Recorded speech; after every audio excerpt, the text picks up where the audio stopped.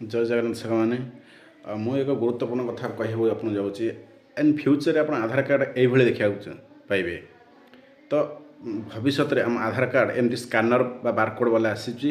ତ ପୁରୁଣା ଆଧାର କାର୍ଡ଼ ଯେଉଁ ଆମର ଡିଟେଲ୍ସ ତା ଉପରେ ଥିଲା, ଜଣେ ଯେ ସିନ୍ କରିଦେଉଥିଲା ବା ଶୋ କରିଦେଉଥିଲା, ଟୋଟାଲ୍ ଡିଟେଲ୍ସ ପଢ଼ି ଦେଉଥିଲା।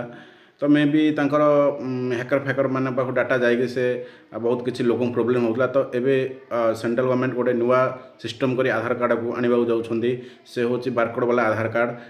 ମୋ ଉପରେ ଯେଉଁ କାର୍ଡ଼ଟା ଅଛି ଆପଣ ଦେଖିପାରିବେ କି ସେଇ ଟାଇପ୍ର ଆପଣ ଆଧାର କାର୍ଡ଼ ଇନ୍ ଫ୍ୟୁଚର୍ ହେବାକୁ ଯାଉଛି। ତ ଏ କାର୍ଡ଼ ନିହାତି ଭାବରେ ବିଲ୍ଡର ହେଉ କିମ୍ବା କଣ୍ଟ୍ରାକ୍ଟର ହେଉ କିମ୍ବା ଆପଣଙ୍କର ଯିଏ ବି ଅଛନ୍ତି ବଡ଼ ବଡ଼ ବିଜନେସମ୍ୟାନ୍, ତାଙ୍କ ପାଇଁ ତ ଇଜିଲି ସେ କରିଦେବେ। କିନ୍ତୁ ସାଧାରଣ ଲୋକଙ୍କ ପାଇଁ ଏଇଟା କେମିତି କ'ଣ ହେବ, ତ କେମିତି କ'ଣ ସାଧାରଣ ଲୋକ ପାଇବେ, ତାରି ଉପରେ ହିଁ ବଡ଼ ପ୍ରଶ୍ନ।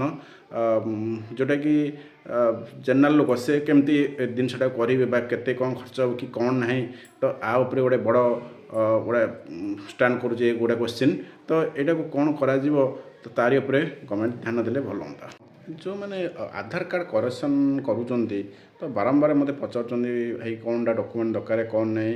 ତ ମୁଁ ଗୋଟେ ଆଜି କହୁଛି ଆପଣଙ୍କୁ, ଆଧାର କାର୍ଡ଼ ଯଦି ଡେଟ୍ ଅଫ୍ ବାର୍ଥ କରେକ୍ସନ୍ କରିବେ ତ 5 ବର୍ଷ ପ୍ଲସ୍ ପିଲା ହେଇଥିବ ତ ତା'ର Aadhaar card with birth certificate name ଆଉ ଆଧାର କାର୍ଡ଼ ନେମ୍ ପୁରା ଆକୁରେଟ୍ ହେଇଥିବା ଦରକାର। ସେକେଣ୍ଡ ଥିଙ୍ଗ, ଯେଉଁମାନେ 18+ ଅଛନ୍ତି ସେମାନଙ୍କର 10th ସାର୍ଟିଫିକେଟ୍ ହେଇଯିବ।